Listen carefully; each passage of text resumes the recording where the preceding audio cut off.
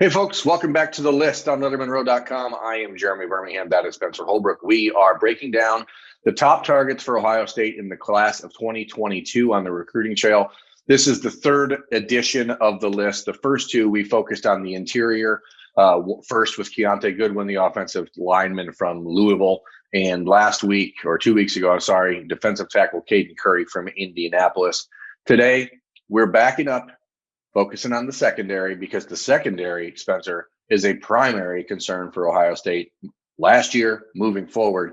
And that means they need an eraser in the back half of the defense. And that's why today we're focused on who? Xavier Nwankpa from Iowa, safety, 4-star, potential 5-star guy. I think he'll end up being a 5-star kid in this class. I think he's got too much talent not to be. He's a big get. He's a big fish that Ohio State needs to land. Yeah, Xavier is the country's #1 ranked safety according to 247 Sports, and the #5 ranked safety according to the composite ranking. So what you see there is a major disparity between people who have seen him play and people who have not. I think anyone who has actually seen Xavier Nwankpa play believes he is the country's best safety. If look at the flat out ranking in the national player ranking. 247 has him as the number 14 player in the country, and the composite has him at number 72. So someone is mucking up the composite here, because he is definitely not the 72nd ranked player in the country. I don't know if he's the 14th. I mean, that's totally subjective based on what you think the value is of each position. But I've had the pleasure to watch Xavier play 2 of the last 4 weekends in the 7-on-7 tournaments in Phoenix and in New Orleans. And he's been the best player on the field both times that I've seen him. He has completely taken away a half of the field at safety for the Tucson Turf 7-on-7 team he plays with. And he's even played offense and shown some really good ball skills and route running technique as a wide receiver. But clearly the future for him and I'm telling you, he's almost 6'3", probably 205 pounds at this point. The future for him is definitely at safety. Yeah, and I think one of the reasons I said he was going to be a 5-star is because, like you said, he's the 14th ranked player 24/7. They rank 32 5-stars every year because they do it just like the NFL draft. So I think it's a pretty safe bet he'll be there. But I do think the offensive side of the ball is interesting, like you talk about, because this is a guy who understands what it's like to run routes, understands what route running technique is, what ball tracking technique is for wide receivers. You translate that onto the field as a safety, and you have a way better understanding of how things work and how you can track the ball there.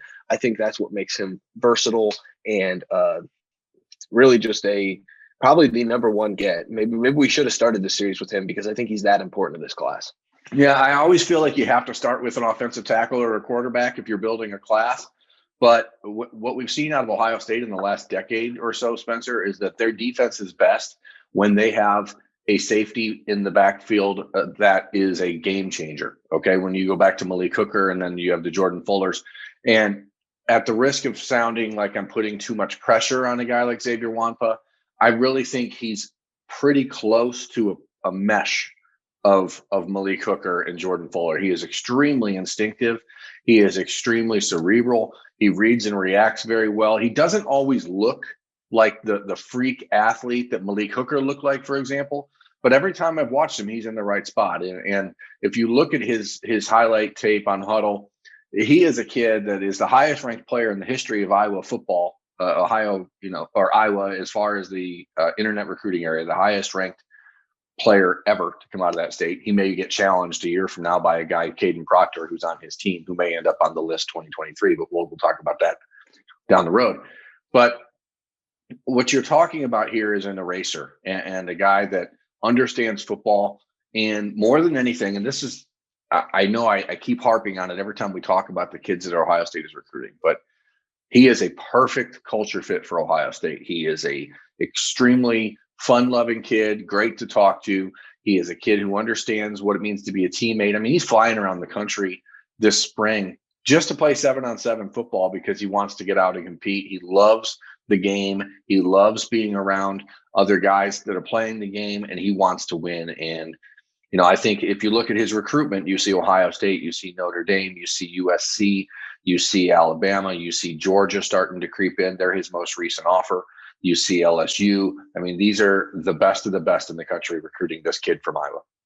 And you don't see Iowa. And that's one of the big things. Once he gets a little too big, then the in-state becomes a little irrelevant, I guess, and it becomes a national battle. Ohio State's been in on Xavier Nwankpa from the very beginning, meaning they might have a leg up in this recruitment, but this is another one of those things like the Keonta Goodwin and like the Caden Curry, a guy that Ohio State doesn't really recruit very often. Now it's becoming a national battle, and they're in, maybe for the long haul and trying to get, a commitment from the best safety in the country.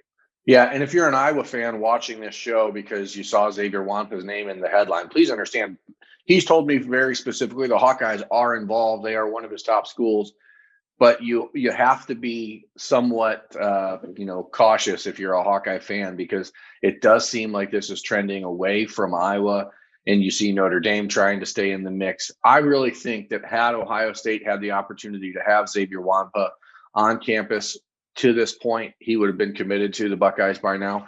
There's only one 247 crystal ball prediction attached to his name that is for Ohio State, that is from a Michigan analyst, and Steve Lorenz from 247 Sports. And what's interesting about that is that Michigan is one of the 2 or 3 schools that Nwankpa actually was able to visit prior to the dead period happening a year ago.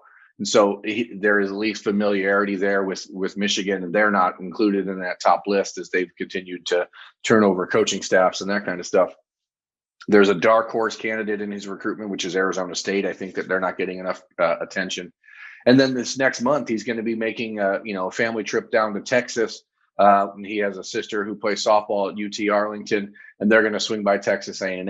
And you just don't know what happens when you start to get involved with a lot of these different schools. But what you do know is that Ohio State, led by Matt Barnes in this recruitment, and then Kerry Combs is now more involved than he was 6 months ago.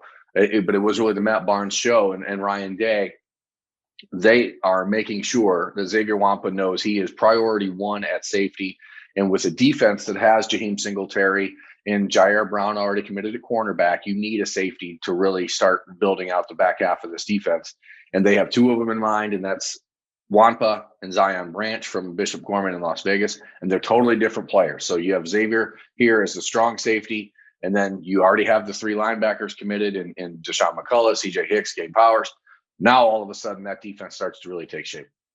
Yeah, and then you mix in some of those defensive linemen that we've talked about already, and we're going to continue to talk about or add to the list of guys that we're talking about. And the defense could really be in for a special class. It's crazy that we're going to focus a lot on how good this defensive class is when the number 1 wide receiver and the number 1 quarterback in the country are committed. It's pretty crazy to think that we could really still see a defensive class that's better than the offensive class, but this defensive class could be really special. And I think it's a great chance in his first year in this heightened role to see Matt Barnes really shine in the recruiting role. He's been an unsung superstar for Ohio State in on the recruiting side of things, and now he gets to kind of show it a little bit more. He gets to attach his name to it more and become more integral part of the defense. And that means going out and finding the best guys in the country to play for him in the future.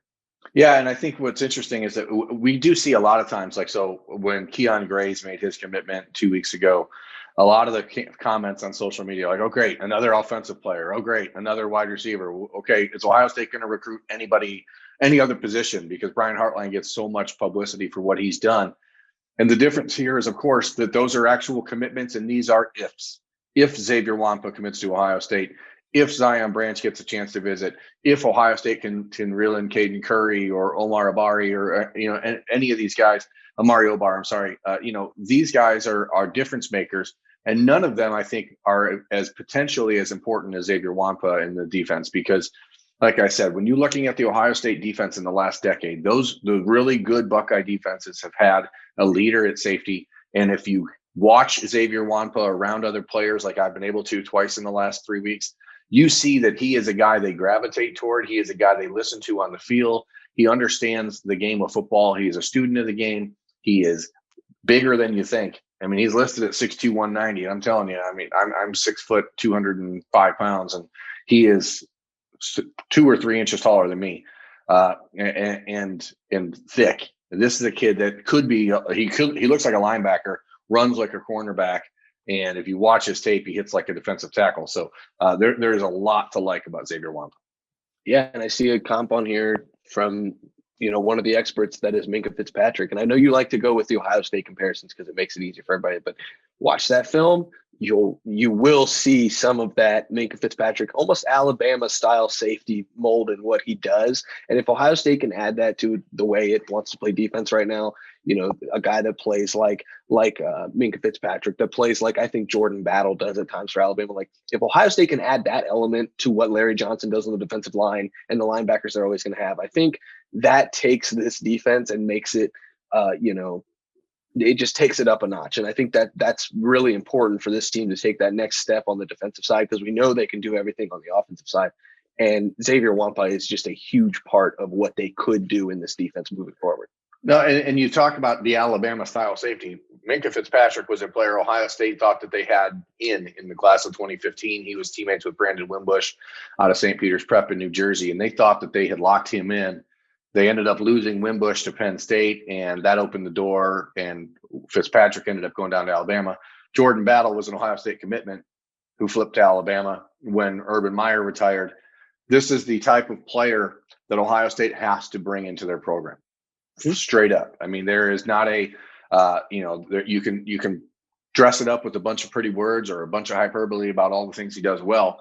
But we've talked about this in the first 2 episodes of the list, is that you have to beat Alabama. If we're not just eventually on the field again, but you have to beat them on the recruiting trail for these types of players, because Xavier Nwankpa is going to be one of those top 25 players in the country by the time this cycle is all said and done. And he's a difference maker at safety, and he allows the cornerback play of Jaheim Singletary, who those two linked up for the first time this past weekend in New Orleans, and we got to chat each other up a little bit. And it's great to see when great players recognize that there's another great player around, how they instantly gravitate towards each other. And that sort of connection is important for Ohio State to utilize. Right now, if I had to make a prediction, and I don't, thankfully, if I had to make a prediction, I'd say Xavier Nwankpa ends up at Ohio State. But as Spencer said, if there's a lot of things that can still happen for Ohio State, Xavier Nwankpa is a must get. And that's why he's on the Lettermen Row list. I'm Jeremy Birmingham. That's Spencer Holbrook. Thanks for watching, folks.